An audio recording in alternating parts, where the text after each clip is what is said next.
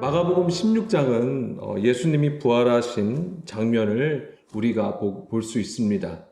여기에 보면은 여러 가지 상황들과 요소들이 나옵니다. 자, 이런 것들을 살펴보면서 부활이 무엇인지에 대해서 좀 보려고 합니다. 자, 제가 상황들이 나온다고 했잖아요. 부활과 관련된 상황들이 나온다고 했는데 그 첫 번째가 바로 1절 안식일이 지나매입니다. 안식일이 지나매. 이것은 2절에 안식 후 첫날로 우리가 알고 있는 부분입니다. 안식 후 첫날. 무엇을 얘기하냐면 8일을 가리키는 겁니다. 그리고 두 번째로는 이 여자들. 자, 이 연약한 여자들. 그렇죠? 이미 앞서 우리가 보았던 것처럼 15장 40절에서 멀리서 보는 여자들을 우리가 보았었는데요. 그 여자들 바로 이제는 막달라 마리아, 야고보의 어머니 마리아와 그리고 살로메. 자, 이들이 향품을 가지고 예수님께로 가지만 무엇을 걱정하죠? 돌이 무겁다고, 큰 돌이 무덤을 막고 있잖아요. 이것을 이제 여자의 힘으로는 움직일 수가 없는 거예요. 여자의 힘으로는 움직일 수 없는 거를 걱정을 하고 있는 것이죠. 그럼 들어가서 향품을 발라야 되는데 그걸 못 하잖아요. 그러니까 걱정을 하고 있습니다. 그래서 두 번째 우리가 봐야 될 것은 무덤이에요. 그런데 큰 돌로 막혀 있는 무덤. 자, 이것을 우리가 볼 거고요. 세 번째로는 무엇을 봐야 되냐면, 우리가 읽지는 않았습니다만 5절, 16장 5절 보게 되면 무덤에 들어가서 흰옷 입은 한 청년이 우편에 앉은 것을 보며 놀라매. 자, 그러면은 그 큰 돌을 누가 움직였을까요? 바로 이 흰옷 입은 청년이 움직였음을 우리가 알 수 있습니다. 누가복음 24장 4절 말씀에서는요, 찬란한 옷을 입은 두 청년으로 나옵니다. 그쵸? 찬란한 옷을 입은 두 청년으로 나오고요. 요한복음 20장 12절에서는 흰옷 입은 두 천사로 표현되어 있습니다. 그리고 마태복음 28장 2절, 3절 말씀에 보게 되면은 주의 천사라고 하면서 그 형상에 대해서 자세하게 설명해 주고 있죠. 그 형상은 번개 같고 그 옷은 눈과 같이 희다라고 표현되어 있습니다. 자, 이런 것들은 사실 다 무엇을 의미하냐? 빛나다라는 의미에서 우리가 이 그림을 봐야 되는 것이고요. 여기서 뭐 두 청년이냐, 뭐 두 천사냐, 뭐 이것보다는 그 천사라는 개념, 천사라는 것과 흰 옷을 입은 거하고 관련되어 있음을, 그것을 우리가 좀 살펴볼 겁니다. 그래서 지금 이 세 가지가 이 세 가지를 가지고 부활이 무엇인지에 대해서 좀 살펴보려고 합니다. 자, 먼저 다시 마가복음 16장 1, 2절 말씀 보겠습니다. 안식일이 지나매. 자, 안식일이 지났습니다. 우리가 이미 아리마대 사람 요셉이 지금 그러니까 전이죠. 안식일 전에 예수님의 시체를 달라고 하는 거잖아요. 왜 그러냐면 안식일에는 움직일 수도 없어요. 그러니까는 그 전에 예수의 시체를 가지고 와서 그 돌무덤에 안치를 하려고 하는 것이죠. 그런데 안식일이 지난 것은 우리가 흔히 안식일은 언제냐면 7일이잖아요. 7일째가 바로 안식일이 되는 거예요. 첫째 날부터 창세기 1장에 보면 첫째 날부터 여섯째 날까지 하나님께서 창조하시고 일곱째 날을 안식일로 정하시잖아요. 그래서 지금 우리의 시간대로 봤을 땐 7일이 안식일이 되는 것이고 주일을 우리가 지키고 있잖아요. 우리는 주일을 지키고 있는데 이 주일은 무엇과 관련되냐면 바로 이 안식 후 첫날과 관련되어 있는 거예요. 바로 8일째 되는 날하고 관련이 되어 있는 것입니다. 그래서 이 8일째 되는 날 예수님이 부활하신 것이고 우리는 그것을 기념하여서 지금 예배를 드리고 있는 거예요. 자, 그래서 이 안식일이 지남에 안식 후 첫날, 즉 무엇하고 관련되어 있냐면 8일하고 관련되어 있다고 했습니다. 그래서 먼저 히브리어에는 숫자값을 가지고 있습니다. 그리고 이 8이라는 단어를, 그러니까 8이라는 이 알파벳, 헤트가 쓰였는데요. 이거와 관련해서 좀 나누려고 합니다. 자, 이것은 이 8, 성경에서 말하는 8은 무엇을 의미하냐면, 자, 생명의 부활을 의미합니다. 그리고 새로운 생명과 새로운 시작을 의미합니다. 이 8이 가지고 있는 의미가 그런데요. 자, 이것은 상형 문자인데요. 바로 이 8이 가지고 있는 상형 문자는 울타리를 얘기합니다. 그리고 그 울타리가 있으면 항상 무엇이 있죠? 문이 있는 거죠. 예, 그 모습이라고 생각하시면 돼요. 그래서 이것은 하나님의 백성이 성막 울타리에 들어가 생명을 얻고 영원한 안식 가운데 들어가는 것을 보여줍니다. 그것이 바로 새로운 생명을 얻은 것이고, 그것이 또한 우리가 그리스도 안에서 새로운 생명으로 새로운 시작을 해야 됨을 얘기하는 것이죠. 자, 새로운 시작이라는 것은 우리의 옛사람, 우리의 옛 구조가 완전히 깨지고 무너짐으로써 새 사람으로서 하나님의 일에 참여하는 존재로 살아가는 것을 의미하는 것입니다. 계시록의 용어로 보자면 처음 하늘과 처음 땅은 없어지는 것이고 새 하늘과 새 땅으로 세워지는 것을 의미하는 것이죠. 자, 성경에는 이 팔과 관련된 몇 가지 일들이 있는데요. 첫 번째로는 노아의 홍수와 관련되어 있습니다. 노아의 홍수 때에 몇 명이 살아남죠? 그 홍수의 심판을 받지 않냐고 그 홍수로부터 구원을 받은 자가 있습니다. 누구죠? 노아입니다. 노아와 가족들, 노아를 포함해서 총 8명이 방주 안에 들어감으로써 홍수로부터 구원을 받게 됩니다. 자, 하나님은 그 사람의 것을 추구하는 것으로 인해서 하나님께서 그들의 육신됨을 보시고 이제는 홍수를 심판하시게 되는데요. 창세기 7장 23절. 자, 지면의 모든 생물을 쓸어 버리시리니 라고 되어 있습니다. 지면의 모든 생물을 쓸어 버리신다. 자, 우리가 흔히 그냥 물로 다 싹 쓰다비처럼 다 휩쓰는 것으로 우리가 그런 그림들로 보여지지만 이것은 하나님의 영이 없는 존재들을 얘기하는 거예요. 지면, 땅의 것을 추구하는 그 존재에 대해서 하나님께서 심판하신다라고 하신 겁니다. 그래서 세상의 육신에 속한 것을 하나님께서 진멸하시는 것을 말씀을 하시는 거예요. 그 가운데 하나님께서 위로를 받는다고 하셨는데 바로 노아를 통해서 위로를 받게 되시죠. 이 노아의 뜻이 무엇입니까? 안식이에요. 자, 하나님은 노아와 언약을 맺으시게 되는데요. 창세기 9장 1절이죠. 창세기 9장 1절 보게 되면 하나님이 노아와 그 아들들에게 복을 주시며 그들에게 이르시되 생육하고 번성하라 땅에 충만하라고 말씀하십니다. 이것은 창세기 1장 28절 말씀에 하나님께서 사람을 지으시고 그들에게 복을 주시죠. 그 말씀이에요. 바로 여섯째 날에 사람을 지으시고 그들에게 복을 주시면서 하신 말씀이죠. 생육하고 번성하고 충만하라. 이것을 노아에게도 말씀해 주십니다. 하나님의 영이 없는 육신에 속한 그 모든 것을 심판하시고 이제는 마른 땅이 나온 거잖아요. 물이 이제는 말라지면서 마른 땅이 나온 상태를 보여주는 거예요. 이게 뭐하고 같습니까? 바로 셋째 날에 하고 같은 거예요. 물을 한 곳으로 모이게 하시고 마른 땅이 드러나게 하시는 거죠. 그리고 노아로부터 제단을 먼저 쌓게 해요. 제단을 쌓게 하고 하나님께 제사를 드리게 되죠. 그러면서 어떤 일입니까? 방주에 있던 동물들이 있잖아요. 가족들이 있습니다. 그것들이 어떻게 돼요? 방주로부터 나오게 되는 거예요. 그게 무엇을 얘기할까요? 자, 모양은 동물의 모양이지만 그들은 뭐냐? 예수 그리스도 안에 있는 자들을 상징하는 거예요. 그들이 나갑니다. 마른 땅을 향하여 나갑니다. 이게 뭐냐? 씨를 뿌리는 거예요. 하나님께서 씨를 내라 명령하시잖아요. 땅에다가. 그것을 보여주는 그림이에요. 씨를 뿌리시는 모습이 되는 겁니다.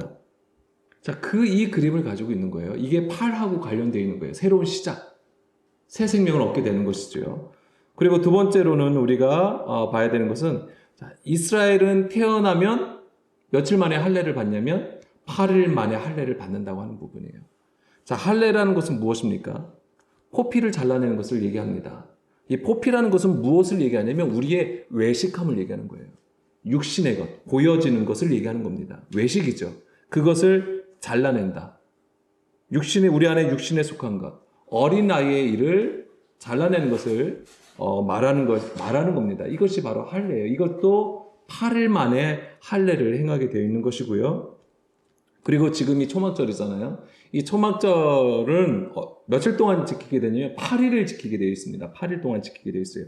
그리고 이 8일째 되는 마지막 날, 이 8일째 되는 마지막 날이 큰 날인데 바로 심카 토라라고 합니다. 이것이 무엇이냐면은 토라를 기뻐하는 거야. 하나님께서 말씀을 주신 거, 율법을 주신 거에 대해서 감사와 기쁨으로 의식을 행하는 거예요. 축제를 벌이는 겁니다.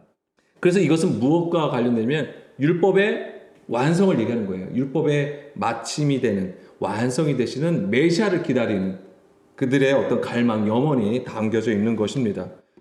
이것은 하나님의 말씀의 본질을 깨달아서 순종하여 나가는 상태를 보여주는 거예요. 이 8일째, 그러니까 이 8과 관련해서 보게 되면은 바로 우리가 어떻게 그 하나님의 말씀의 본질을 깨달을 수 있습니까? 사람의 지혜로, 세상의 지혜로 할 수가 없잖아요. 무엇입니까? 바로 주의 영이 우리 가운데 임하는 것을 얘기하는 거예요. 주의 영이 우리 안에 거하심으로써 모든 것을 가르쳐 주시고 깨닫게 하시는 것을 얘기하는 것이죠. 그래서 결국 우리가 어디로 돌아가냐면 태초로 돌아가는 거예요. 태초.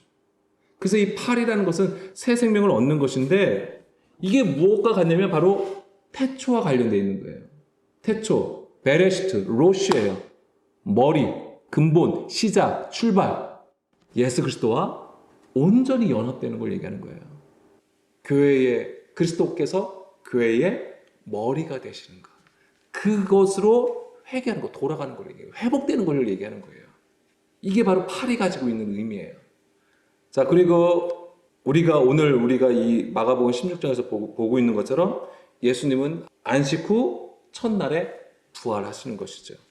이것이 바로 그것을 우리가 이제는 이 부활의 여기 지금 이 8과 관련해서 부활이 무엇인지에 대해서 우리가 좀 알아야 되는 것이고요.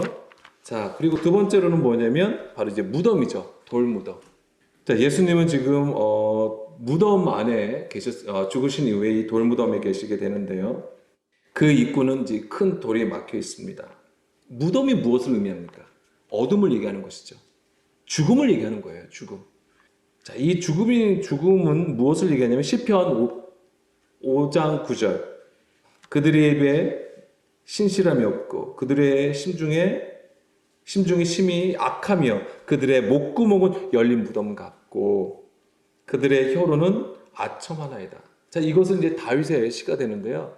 자, 여기서 그들은 누구냐면은 바로 다윗의 원수가 됩니다. 그 위에를 좀 살펴볼게요. 7절, 8절. 예, 8절 보면 여호와여 나의 원수들로 말미암아 주의 의로 나를 인도하시고 주의 길을 내 목전에 굽게 하소서. 다윗의 원수들. 다윗의 원수가 누구였습니까? 예, 사울 왕이 있고요. 압살롬이 있고요. 다 뭐예요? 가짜 왕, 가짜 아들. 그러니까 우리 안에 거짓됨을 얘기하는 거예요. 진리가 없는 상태. 그래서 하나님의 뜻을 구하여 나가는 것이 아니라 자기가 가지고 있는 자기의 자기가 처한 상황들, 이걸로 해석하여서 일을 추진하는 걸 얘기하는 것이죠. 사람의 일로 행함을 얘기하는 거예요. 그것을 다윗을 통해서 지금 보여주고 있는 겁니다. 그것이 바로 원수들이에요. 이것은 바로 육신의 생각으로 하나님과 원수된 상태를 얘기하는 것이죠. 왜냐하면 다윗은 기름 부음을 받은 자잖아요. 하나님의 영이 임한 자예요. 근데 그를 계속해서 지금 대적하고 있는 겁니다. 육신에 속한 자들이 계속해서 대적하여 있는 상태를 얘기하는 것이죠. 이들은 위에서 5절, 6절 계속 보게 되면 어떤 자들이냐면 오만한 자, 피 흘리기를 좋아하는 자, 속이는 자, 모든 행악자들로 표현이 되어 있습니다. 이건 다 무엇을 얘기합니까? 하나님의 말씀을 떠난 상태를 얘기하는 거예요. 하나님을 떠나 있으니까 그것이 뭐냐면 죽음 가운데 있는 상태, 무덤이라고 하는 것이죠. 지금 다윗은 무엇을 보면 그런 가운데 있지 않게 달라고 하는 거예요. 시편 28편 1절입니다. 주께서 내게 잠잠하시면 내가 무덤에 내려가는 자와 같을까 하나이다. 자, 여기서 무덤에 내려가는 자와 같다. 어떤 경우에요? 어떤 경우에 이 무덤에 내려가는 자죠? 무덤, 흑암이잖아요. 어떤 때? 하나님께서 내게 잠잠하시면. 하나님께서 나에게 말씀을 하지 아니하시면 그것이 무엇과 같냐면 무덤과 같다라고 하는 것입니다. 여기서 무덤은 히브리어로 보르라고 되어 있습니다. 보르. 구덩이란 뜻이에요. 근데 이 구덩이는 우물이란 뜻이고요. 그 다음에 감옥이란 뜻을 가지고 있습니다. 근데 이 구덩이가 아까 우물이란 뜻이 있잖아요. 근데 우물에는 무엇이 있어야 됩니까? 물이 있어야 되는 거예요. 샘물이 넘쳐나야 되는 거예요. 그런데 구덩이라는 것은 이 우물에 물이 없는 상태를 얘기하는 거예요. 그래서 이 우물은 깊을 때는 그 안에 뭐가 어떻게 되면 굉장히 어둡다는 말이죠. 그것이 마치 흑암이고 그 다음에 무덤과 같다라고 하는 것입니다. 그런데 이게 또 감옥이라는 뜻도 있는데요. 자, 창세기 37장 24절 보게 되면은 요셉이 형들의 질투로 인하여서 바로 이 구덩이에 갇히게 되죠. 사실 이 상태가 요셉에게는 뭐예요? 죽음이에요. 죽은 것과 같은 것입니다. 사실 죽이려고 했던 거잖아요. 형들이. 그를 잡아서 구덩이에 던지니 그 구덩이는 빈 것이라 그 속에 물이 없었더라. 감옥이고 여기가 무덤이었던 것입니다. 그래서 하나님께서 잠잠하시다고 하는 것은 우리 입장에서는 뭐예요? 주의 음성을 듣지 못하는 상태를 얘기하는 거예요.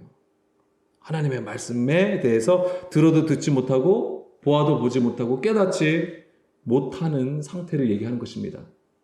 그것이 하나님께서 잠잠하시는 거예요. 달리 또 다른 말씀으로 드리면 하나님께서 우리를 향하여 그 얼굴을 들지 아니하시는 것. 빛이 임하지 않는 것을 얘기하는 것이죠. 빛이 임하지 않는 것은 곧 어둠을 얘기하는 것입니다. 자, 그것이 이제 무덤하고 연결이 되는 것이죠. 근데 우리가 왜 깨닫지 못할까요? 듣는 마음이 없는 겁니다. 듣는 마음이 없는 것. 듣는 마음이 없다는 얘기인 것은 곧 우리가 굳은 마음을 가지고 있음을 얘기하는 거예요. 그것이 바로 돌이에요. 그래서 이 무덤에서 돌로 막혀 있다는 것이 바로 그것을 보여주는 거예요. 무덤에 있다는 것. 그 안에 있는 상태. 그러니까 부활이라는 것은 뭐예요? 이 무덤 안에 있으면 안 되는 거예요. 이 무덤에서 나와야 되는 것이고 나오려면 반드시 무엇을 치워야 됩니까? 돌을 치워야 되는 거예요. 그것이 바로 부활의 그림이 됩니다. 자, 마태복음 13장 15절 말씀을 볼까요? 이 백성들의 마음이 완악하여져서 그 귀는 듣기에 둔하고 눈은 감았으니 바로 이것을 얘기하는 완악한 마음, 굳은 마음이에요. 전혀 하나님의 뜻이 무엇인지 그 마음이 무엇인지에 대해서는 관심이 없어요. 그냥 지금 나의 행함이 중요한 거예요. 내가 지금 말씀을 율법을 따라서 내가 지금 제사를 드리고 있구나. 이것이 중요한 거예요. 자, 이 완악한 마음은 구체적으로 바울에 의해서 우리가 더 구체적으로 무엇인지를 알 수 있습니다. 고린도후서 3장 3절입니다. 고린도후서 3장 3절 말씀에 보면 너희는 우리로 말미암아 나타난 그리스도의 편지니 이는 먹으로 쓴 것이 아니오 오직 살아계신 하나님의 영으로 쓴 것이며 또 돌판에 쓴 것이 아니오 오직 육의 마음판에 쓴 것이라. 이 완악한 마음이란 것이 뭐냐면 먹으로 쓴 것 그리고 돌판에 쓴 것이 되는 거예요. 돌판. 이게 뭘 얘기할까요? 먹으로 썼다. 사람의 손으로 쓴 것을 얘기하는 겁니다. 먹이 어때요? 검잖아요. 예, 어둠을 얘기하는 거예요. 근데 이게 뭐냐면 바로 사람의 손으로 쓴 것을 얘기하는 겁니다. 7절. 3장 7절 보게 되면은 돌에 써서 새긴 죽게 하는 율법 조문이라고 하는 것이죠. 돌에 써서 새긴 죽게 하는 율법 조문. 그래서 법조문으로 쓴 계명의 율법을 얘기하는 거예요. 바로 법조문으로 됐다는 것이 무슨 얘기냐면 사람의 손으로 썼다라고 하는 것이죠. 이것은 무엇을 의미하냐면 하나님의 말씀을 가지고 있어도 그것을 온전히 깨달음으로 순종하는 것이 아니라 사람의 일로 행함을 얘기하는 거예요. 예수님은 그것을 불법이라고 말씀하셨고요. 그 다음에 내게서 떠나가라고 말씀하셨잖아요. 그 얘기가 뭐예요? 그 얼굴과 멀어지는 상태를 얘기하는 겁니다. 어둠 가운데, 그러니까 바깥 어둠에 처하게 되는 것을 말씀을 하신 겁니다. 그것이 바로 어둠이고 흑암이었던 것이죠. 그것 자체가 바로 무덤이었던 것이고요. 그것은 다 우리의 굳은 마음, 돌 같은 마음, 완악한 마음이라고 하는 것입니다. 이 굳은 마음을 제거해야 돼요. 반드시 제거가 돼야 되는데 이게 뭐죠? 굴리는 거하고 똑같은 거죠. 그 입구를 막은 것부터 그 돌을 굴려서 그 입구를 내야 되는 것인데 이것이 굳은 마음을 제거하는 것인데 에스겔 36장 25절에서 26절 말씀 25절 예, 맑은 물로 너에게 뿌려서 너희로 정결하게 하되 예, 먼저 이것이 있어야 돼요. 맑은 물 바로 예수님의 말씀이에요. 내가 이런 말이 너희를 깨끗하게 하셨다고 하셨잖아요. 예수님의 말씀으로 우리 안에 모든 더러움을 깨끗하게 해주셔야 돼요. 우리의 우상 숭배로부터 정결하게 해주셔야 돼요. 우상 숭배가 무엇입니까? 우리의 탐심이에요. 사람의 생각을 따라, 육신의 생각을 따라 행하는 그 모든 것들이 탐심이 되는 것이죠. 그것을 깨끗하게 해 주셔야 되고요. 그리고 26절에 새 영을 너희 속에 두고 새 마음을 너희에게 주되, 영이 들어온 거죠. 주의 말씀이에요.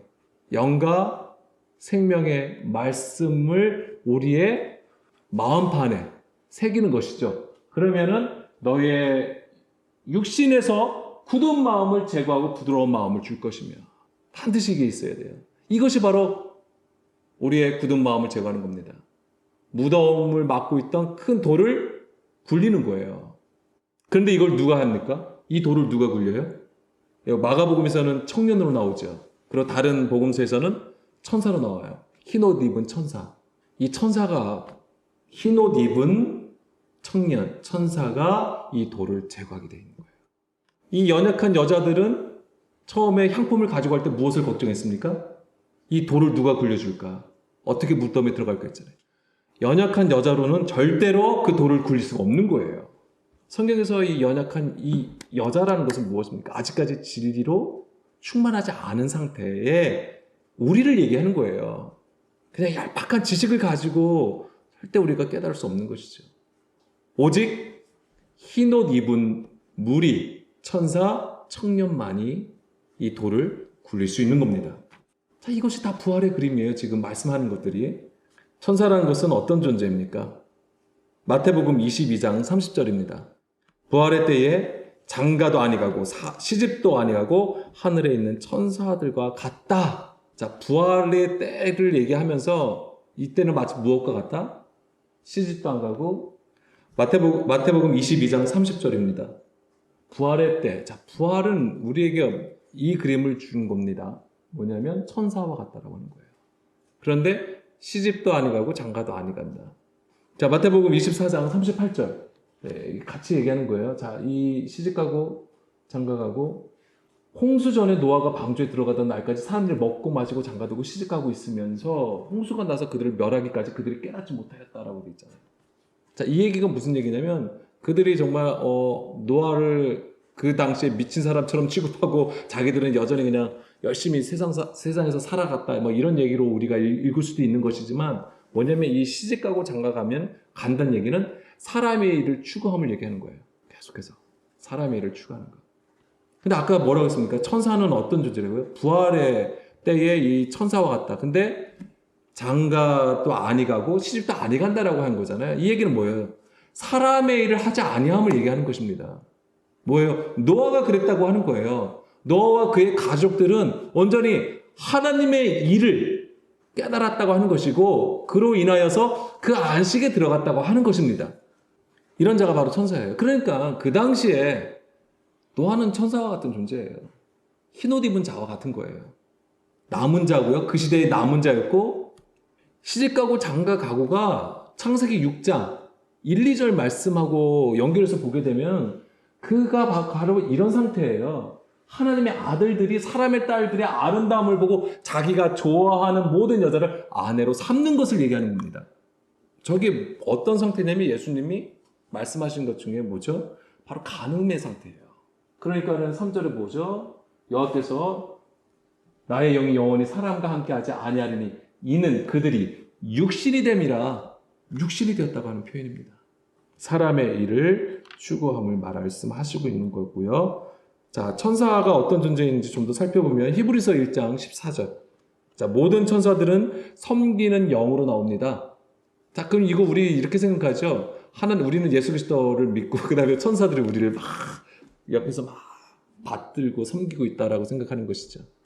물론 그럴 수도 있습니다.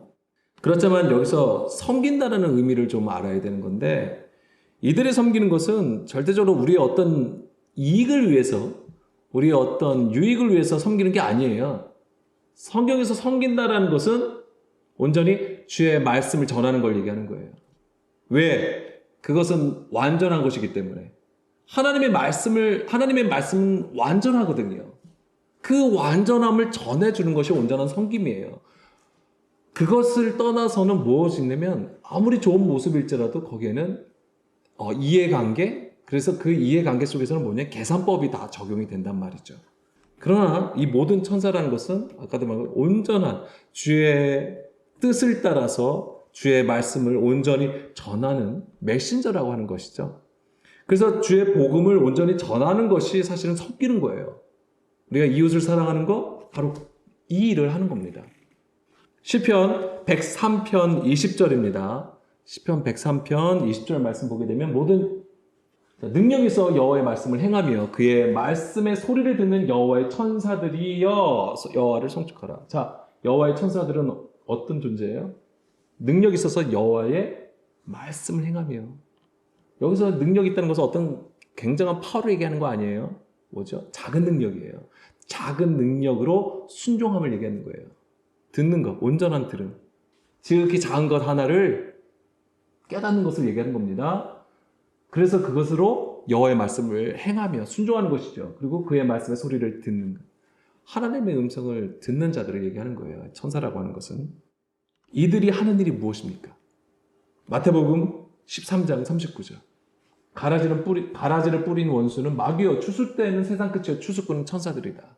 바로 이 마지막 때, 추수 때에 추수하는 자들. 이들이 천사예요. 이들이 무엇으로 추수를 할까요? 말씀으로 하는 거예요. 예수님도 내가 너희를 심판하는 게 아니다. 말씀이 심판한다고 하셨어요. 이들이 추수하는 것 또한 무엇으로 합니까? 말씀으로 추수를 하게 되어 있는 겁니다. 자, 49절. 바로 의인 중에서 악인을 갈라내시는 거예요. 이 마지막 때는 이것을 합니까? 양과 염소를 구분하시는 것이죠. 그물로 고기를 잡습니다. 거기에 좋은 것과 나쁜 것을 갈라내시는 거예요. 바로 이 일을 하시는 겁니다. 다 무엇으로? 말씀으로. 그리고 마태복음 24장 31절 말씀. 그가 큰 나팔소리와 함께 천사들을 보내리니, 자, 큰 나팔소리 하나님의 음성이죠. 하나님의 말씀이에요. 그것으로 천사들을 보내리니 그들이 그의 택하신 자들 하늘 이 끝에서 저 끝까지 사방에서 모이라. 추수의 일을 하는 것입니다. 자, 천사라고 하는 것은 다시 마가복음 16장으로 보면 바로 흰옷을 입었다고 하는 게, 이 천사와 흰옷을 입은 것은 지금 연결이 되는 것이죠. 자, 흰옷을 입은 것은 무엇을 의미할까요? 자, 이 천사가 물론 어떤 실제적인 어떤 영의 존재도 있겠지만은 하나님의 말씀, 온전하게 하나님의 말씀을 전하는 메신저를 가리키는 것인데, 자, 이들은 바로 흰옷을 입었다고 하는 개념입니다. 자, 계시록 7장 13절에서 15절 말씀인데요. 자, 흰옷 입은 자들이 누구냐라고 하죠. 흰옷 입은 자들이 누굽니까? 14절에 큰 환난에서 나오는 자들인데, 이들이 어린 양의 피에 그 옷을 씻어 희게 되었다라고 되어 있습니다. 어린 양의 피. 이들은요, 우리가 그 어린 양의 피는 바로 예수님의 보혈이죠. 그걸로 깨끗함을 받은 것을 또 보여주고요. 그것은 또 주의 말씀으로 우리가 깨끗함을 받은 것을 보여주고요.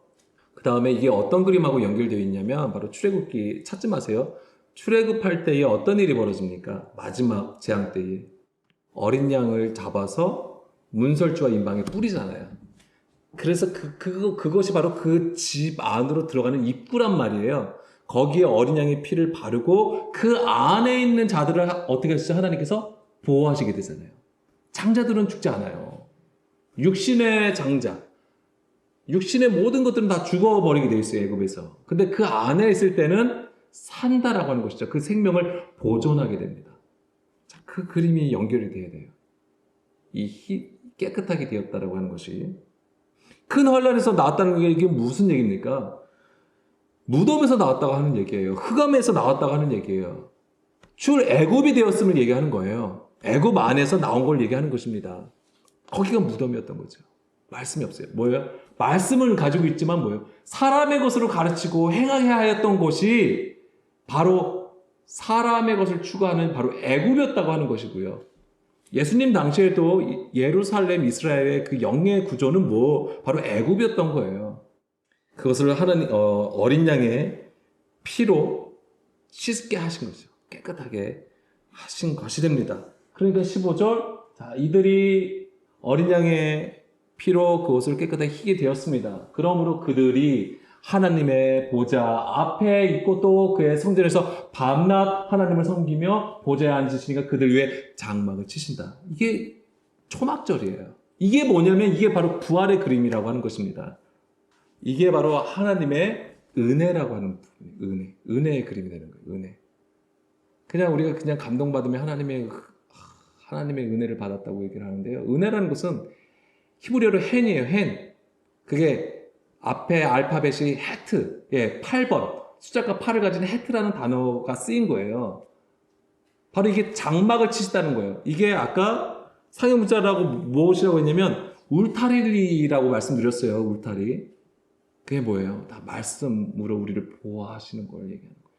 그리고 그 안으로 우리가 반드시 들어가야 되는데 그 안에 들어가려면 반드시 양의 문이 대신 예수님을 통하여 들어갈 수 있다라고 하는 것이죠. 요한복음 14장 6절입니다. 예수님은 내가 길이요 진리요 생명이라고 말씀을 하시죠. 그리고 나로 말미암지 않고는 아버지께로 올 자가 없다라고 하셨어요. 반드시 예수님을 통해서만이 하나님께로 나갈 수 있는 거예요. 그 얘기는 뭐예요? 가까이 나간다. 주의 얼굴을 구하여 선다라고 하는 거예요. 아까 계시록 7장의 그 그림을 얘기하는 겁니다. 그리고 요한복음 10장 7절 예수님은 그것 때문에 양의 문이 되어주신 거예요. 이 양의 문이요 바로 아까 출애굽할 때에 임방과 문설주에 어린 양의 피를 바르신 그 문이 되는 거예요. 예수님은 양의 문이 되어주셔서 우리를 그 양의 우리 안으로 울타리 안으로 우리를 이끌어 가신다고 하는 거죠. 우리가 너무나도 연약하니까 어떻게 하신 거예요? 예수님께 십자가에서 죽으시고 그 영이 어떻게 되는 거예요? 머리둘자 된 자들에게 가신 거예요. 그래서 우리 가운데에 주의 영을 주심으로써 성령 세례입니다. 우리에게 그 주의 영을 주심으로써 우리로 하여금 뭐 하는 거예요? 계속해서 스텝 바이 스텝 뭐예요? 계속 우리의 육신의 것을 진멸해 가시면서 결국 그 온전함으로 가까이 이끌어 가신다고 하는 것이죠. 그래서 그 양의 우리 그게 바로 주의 장막이고요. 하나님 나라로 들어가는 걸 얘기하는 거예요. 죽음에서 생명으로 어둠에서 빛으로 인도해 가시는 것이죠. 그것은 오직 예수 그리스도를 통해서만이 들어갈 수 있는 겁니다. 예수님은 이 부활을 위하여서 선한 목자가 되어주셨고 그 양들을 위하여서 그 목숨을 버리신 겁니다. 이게 부활이에요. 단순하게 우리가 부활하신 예수님을 믿는 것도 참 귀한 겁니다만 무엇보다도 그 죽음과 부활이 무엇인지 우리가 이 땅에서 실제 그것을 경험하여 나갈 때에 우리는 진정으로 부족하고 연약한 자이지만 흰옷 입은 자로 그 시대의 남은 자로 사람의 일을 떠나 하나님의 일을 하게 될 줄로 믿습니다. 우리는 그것을 위해서 지금도 나를 부인하는 가운데에 주의 뜻을 구하는 겁니다. 우리가 이런 우리 모두가 되었으면 좋겠습니다.